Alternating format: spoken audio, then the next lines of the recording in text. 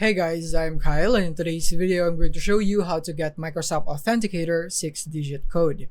So let's get started. So from here in account.microsoft.com, you want to make sure that you're logged into your account.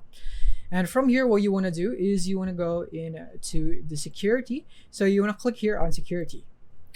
And from here, you would want to wait for this one to load it right here. And here we are.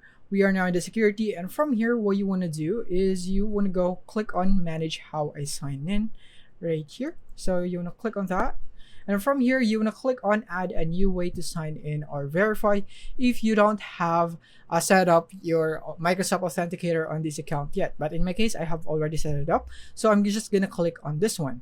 But if not, you would need to go for the Authenticator option here.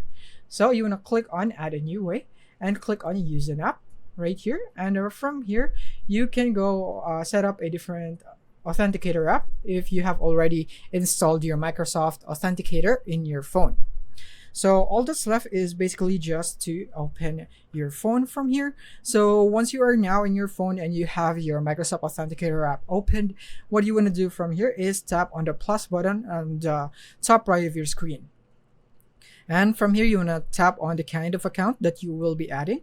So in my case, I'll just go for personal account and scan QR code. And from here, I'm going to scan the QR code that is given here in my browser. So as you can see, I can now see the 6-digit code here in Microsoft Authenticator. So that is basically how you do it. All that's left is to type the code here. So it's 73437 and click on next.